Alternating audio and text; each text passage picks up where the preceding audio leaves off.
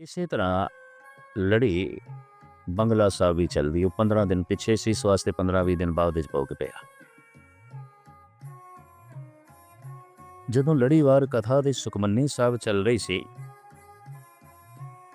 ਉਦੋਂ ਦਾਸ ਨੇ ਕਿਧਰੇ 2 ਪੰਕਤੀਆਂ ਦੇ ਉੱਤੇ 15-20 ਦਿਨ ਲਾ ਦਿੱਤੇ। ਉਂਝ ਮੈਂ ਇੱਕ ਅਸ਼ਟਪਦੀ ਇੱਕ ਟਾਈਮ ਵਿੱਚ ਰੋਜ਼ ਕਰ ਦਿੰਦਾ ਸੀ,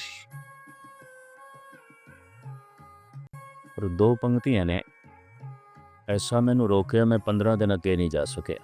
ਜੋ ਹੋਆ ਹੋਵਤ ਸੋ ਜਾਣੇ, ਪ੍ਰਭ ਆਪਣੇ ਕਾ ਹੁਕਮ ਪਛਾਣੇ। ਜੋ ਹੋ ਗਿਆ ਹੈ, ਹੋਣਾ ਹੀ ਸੀ ਹੁਕਮ।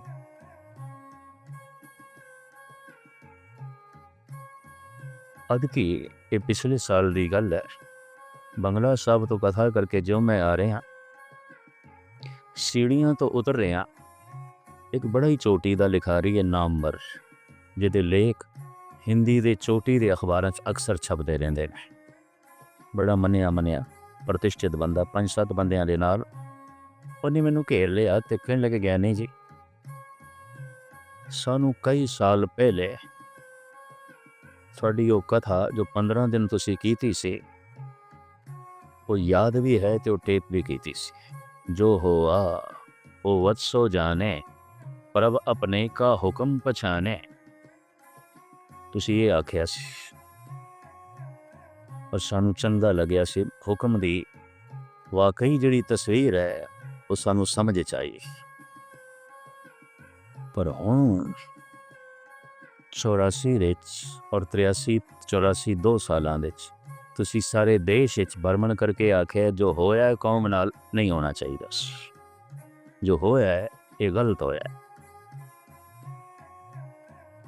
ਔਰ ਇਸ ਕਹਿਣੇ ਨਾਲ ਤੁਹਾਨੂੰ ਸਜ਼ਾ ਵੀ ਮਿਲੀ, ਤੁਹਾਡੇ 'ਤੇ ਕੇਸ ਵੀ ਬਣਿਆ। ਕਹਿੰਦੇ ਇਹ ਦੋਰੰਗੀ ਸਾਡੀ ਸਮਝ 'ਚ ਨਹੀਂ ਆਈ ਤੁਹਾਡੀ। ਉਦੋਂ ਕਹਿੰਦੇ ਸੀ ਤੁਸੀਂ ਜੋ ਹੋਆ ਉਹ ਵਤਸੋ ਜਾਣੇ, ਜੋ ਹੋ ਗਿਆ ਹੋਣਾ ਹੀ ਸੀ। ਫਿਰ ਸਾਰ ਬਲ ਦੇਸ਼ ਦਾ ਭਰਮਣ ਕਰ ਕਰਕੇ ਆਖਦੇ ਰਹੇ ਜੋ ਹੋਇਆ ਹੈ ਗਲਤ ਹੋਇਆ, ਇਹ ਸਹੀ ਨਹੀਂ ਹੋਇਆ। ਮੈਨੂੰ ਕਹਿਣ ਲੱਗੇ 15 ਦਿਨ ਦੀ ਤੁਹਾਡੀ ਕਥਾ ਠੀਕ ਸੀ ਜਾਂ ਇਹ ਠੀਕ ਹੈ, ਪਹਿਲੇ ਇਹ ਫੈਸਲਾ ਕਰਕੇ ਸਾਨੂੰ ਦੱਸ ਦਿਓ, ਅਸੀਂ ਉਹ ਮੰਨ ਲਈਏ। ਯਕੀਨ ਜਾਣੋ, ਮੈਂ ਆਪਣੀ ਜ਼ਿੰਦਗੀ 'ਚ ਪਹਿਲੀ ਦਫਾ ਮਹਿਸੂਸ ਕੀਤਾ ਕਿ ਚੋਟੀ ਦੇ ਸਿਆਣੇ ਮਨੁੱਖਾਂ 'ਚ ਮੈਂ ਘਿਰ ਗਿਆ ਤੇ ਮੇਰੇ ਕੋਲ ਕੋਈ ਜਵਾਬ ਨਹੀਂ। ਵਾਕਈ ਮੈਂ ਆਖਿਆ ਸੀ ਜੋ ਹੋਇਆ ਗਲਤ ਹੋਇਆ, ਸਹੀ ਨਹੀਂ ਹੋਇਆ। ਔਰ 15 ਦਿਨ ਮੈਂ ਇਹ ਵੀ ਕਥਾ ਕੀਤੀ ਸੀ, ਉਸ ਤੋਂ ਅੱਗੇ ਫਿਰ ਪ੍ਰਕਰਨ ਬਦਲ ਗਏ ਸਨ ਕਿ ਜੋ ਹੋਆ ਹੋਵਤ ਸੋ ਜਾਣੇ, ਪ੍ਰਭ ਆਪਣੇ ਕਾ ਹੁਕਮ ਪਛਾਣੇ। ਜੋ ਹੋ ਗਿਆ ਤੇ ਹੋਣਾ ਹੀ ਸੀ, ਹੁਕਮ ਹੈ। ਤੇ ਜੋ ਹੁਕਮ ਨੂੰ ਸਮਝ ਲੈਂਦਾ, ਪਰਮਾਤਮਾ ਨੂੰ ਸਮਝ ਲੈਂਦਾ, ਕਹੋ ਨਾਨਕ ਜਿਨ ਹੁਕਮ ਪਛਾਤਾ, ਪ੍ਰਭ ਸਾਹਿਬ ਕਾ ਤਿਨ ਭੇਦ ਜਾਤ। ਉਸਨੇ ਪਰਮਾਤਮਾ ਦਾ ਭੇਦ ਜਾਣ ਲਿਆ, ਉਹਦੇ ਰਾਜ਼ ਨੂੰ ਸਮਝ ਗਿਆ। ਜਿਸਨੇ ਹੁਕਮ ਨੂੰ ਸਮਝ ਲਿਆ ਤੇ ਹੁਕਮ ਨੂੰ ਮੰਨ ਲਿਆ। ਉਹਨਾਂ ਦੇ ਹੱਥ ਵਿੱਚ ਕਾਗਜ਼ ਵੀ ਸਨ, ਮੇਰੇ ਬੋਲ ਨੋਟ ਵੀ ਕਰਨਾ ਚਾਹੁੰਦੇ ਸਨ, ਤੇ ਮੈਨੂੰ ਇਹ ਵੀ ਪਤਾ ਸੀ ਕੱਲ੍ਹ ਨੂੰ ਇਹਨਾਂ ਨੇ ਛਾਪ ਵੀ ਦੇਣੇ ਨੇ। ਤਾਂ ਮੈਨੂੰ ਘਬਰਾਹਟ ਵੀ ਹੋਈ। ਮੈਨੂੰ ਕਹਿਣ ਲੱਗੇ ਅਸੀਂ ਕੋਈ ਲੰਬੀ ਚੌੜੀ ਤੁਹਾਡੇ ਨਾਲ ਗੱਲ ਨਹੀਂ ਕਰਨੀ, ਐਨੇ ਉਹ ਜੋ 15 ਦਿਨ ਤੁਸੀਂ ਕਥਾ ਕੀਤੀ ਸੀ ਉਹ ਠੀਕ ਹੈ, ਜਾਂ ਹੁਣ ਤੁਸੀਂ ਜਿਹੜਾ ਬੋਲ ਰਹੇ ਹੋ ਇਹ ਠੀਕ ਹੈ, ਬਸ ਐਨਾ ਅਸੀਂ ਜਾਣਨਾ ਚਾਹੁੰਦੇ ਹਾਂ, ਹੋਰ ਕੁਛ ਨਹੀਂ। ਕਿਉਂਕਿ ਦੋਵੇਂ ਮੁਖਾਲਫ ਨੇ। ਉਦੋਂ ਤੁਸੀਂ ਆਖਿਆ ਸੀ ਜੋ ਹੋ ਜਾਂਦਾ ਹੈ, ਜੋ ਹੋ ਗਿਆ ਇਹ ਹੋਣਾ ਹੀ ਸੀ, ਹੁਕਮ ਹੈ। ਤੇ ਹੁਣ ਤੁਸੀਂ ਆਖਿਆ ਜੋ ਹੋ ਗਿਆ ਇਹ ਗਲਤ ਹੋਇਆ, ਇਹ ਸਹੀ ਨਹੀਂ ਹੋਇਆ। ਕਹਿੰਦੇ ਤੁਸੀਂ ਉਹੀ ਹੋ, ਜ਼ਬਾਨ ਤੁਹਾਡੀ ਉਹੀ ਹੈ, ਪਰ ਬੋਲ ਇੱਕ ਨਹੀਂ ਨੇ। ਤੁਸੀਂ ਦੱਸੋ ਉਹ ਠੀਕ ਸੀ ਜਾਂ ਇਹ? ਆਖਰ ਦੋਵਾਂ 'ਚ ਕੋਈ ਇੱਕ ਠੀਕ ਹੋ ਸਕਦਾ ਹੈ, ਕਿਉਂਕਿ ਦੋਵੇਂ ਮੁਖਾਲਫ ਗੱਲਾਂ ਨੇ, ਦੋਹਾਂ ਦਾ ਆਪਸ ਦੇ ਸੰਗਮ ਨਹੀਂ ਹੈ। ਸ਼ਾਇਦ ਉਸੇ ਦਿਨ ਹੀ ਮੈਨੂੰ ਪਤਾ ਚੱਲਿਆ ਕਿ ਅਰਦਾਸ ਕਿਸ ਨੂੰ ਕਹਿੰਦੇ ਨੂੰ, ਤਾਂ ਮੈਂ ਉਪਰੇ ਢੰਗ ਨਾਲ ਹੀ ਅਰਦਾਸ ਕੀਤੀ ਹੋਣੀ ਹੈ, ਜਦ ਕੀਤੀ ਹੋਣੀ ਉਸ ਦਿਨ ਦਿਲ 'ਚੋਂ ਨਿਕਲੀ। ਮੈਂ ਕਿ ਇਹ ਗੁਰੂ ਹਰਕ੍ਰਿਸ਼ਨ ਜੀ, ਤੇਰੀ ਚੌਖਟ ਤੇ ਮੈਂ ਖੜਿਆ ਤੇ ਤੂੰ ਤੇ ਗੁੰਗੇ ਦੇ ਸਿਰ ਤੇ ਛੜੀ ਰੱਖ ਕੇ ਉਹਦੇ ਕੋਲ ਗੀਤਾ ਦੇ ਅਰਥ ਕਰਾ ਲਏ ਸਨ। ਇਹ ਬੜੇ ਚੋਟੀ ਦੇ ਵਿਦਵਾਨ ਨੇ ਤੇ ਮੈਂ ਫਸ ਗਿਆ, ਆਪਣੇ ਕੋਲ ਜਵਾਬ ਨਹੀਂ ਬਣਦਾ। ਤੇ ਜੇ ਜਵਾਬ ਨਾ ਬਣਿਆ ਤਾਂ ਪਾਤਸ਼ਾਹ ਮੈਂ ਤੇਰੇ ਦਰ ਦਾ ਝਾੜੂ ਬਰਦਾਰ, ਤੇਰੀ ਗੱਲ ਸੁਣਨ ਨਾ।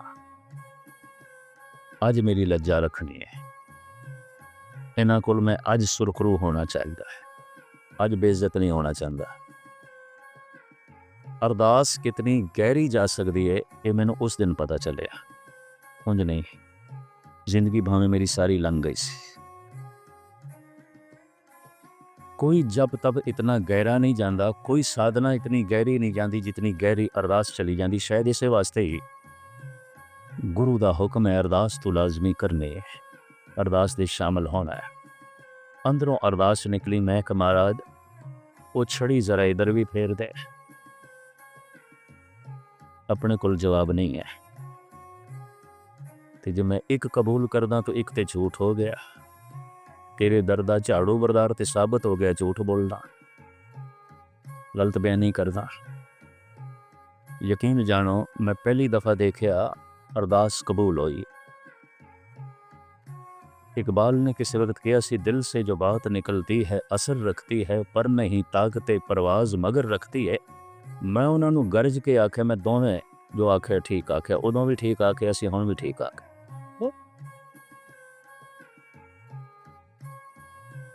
मैं कहा मैं उदों भी सही आख्या सी, हुण भी सही आख्या। कहणगे ये किस तरह हो सकता है? उदों तुसीं आख्या सी जो हो गया है ये हुक्म है परमात्मा दा, इहनूं मन ले। ते हुण तुसीं ये आख्या जो हो गया है ये नहीं होना चाहिए सी। मैं कहा इस तरह है, जो होया है कौम नाल मैं मनदा होना ही सी, ऐसा होना ही सी, पर कौम दे अंदर रोस पैदा हो गया, होना ही सी। मेरे पैरों के थल्ले किसी ने बलदी हुई अग रख दी, मैं ऐसा समझदा होना ही सी, और मेरे मुँह चीख निकल गई, निकलनी सी। मैं फिर दोहरावां जो मैं उदाहरण दिता, भी मेरे रस्ते च किसी ने अग बिछा दी, मैं मनदा ऐसा होना ही सी, मैनू चलना ही सी, और अग ते चलदियां मुँह चीख निकल गई, निकलनी सी, होना ही सी। जो हो गया है ये होना ही सी, मैं मनदा, और रोस पैदा हो गया, ये निकलना ही सी, रोस होना ही सी। इनू भी हुक्म मन लो, मैं उदों भी जो आख्या सी उन्हों भी हुक्म मन लो, जो हुण मैं आख्या इनू भी हुक्म मन लो।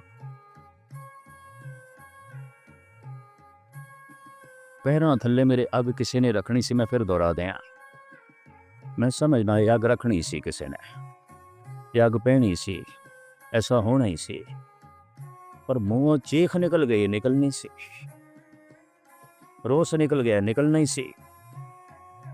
हसदिया मैनू कहन लगे असी ते संगल लैके आए सी थानू फसाण लई, तुसी ते तोड़ दिते।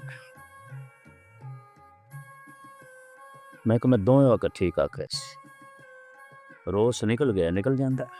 चंदन नू भी ज्यादा रगड़ो वो भी गर्म हो जाता। ये तो ऐसा है, जे किसी दा जबर होना सी, होना ही सी, ऐसा होना सी, शायद कौम दे करम, और रोस पैदा हो गया और मुँह ऐसे बोल निकल गए, निकलने सन, ये भी एक हुक्म। वो हंसते हुए चले गए, मैं पौड़ियां ते फिर मत्था टेकिया। मैं कहा बाबा तू मेरी लज्जा रख देती, गल बन गई। जो हुआ वो वत्सो जाने, रब अपने का हुक्म पछाने। तपती तवी ते बैठना सी धन गुरु अर्जन देव जी महाराज ने कहने हुक्म, पर छेवें रूप ने तलवार खिंच ली, हुक्म। ऐसा भी होना सी, छेवें गुरु नानक के अंदर रोस पैदा हो गया, होना ही सी, ये भी एक हुक्म। ये उस वक्त दे जहांगीर नू भी कबूल ना आया, उन्हें छेवें पातशाह नू पकड़ के ग्वालियर दे किले दे कैद कर दिता। ये नहीं कबूल होंदा सताधारी नू।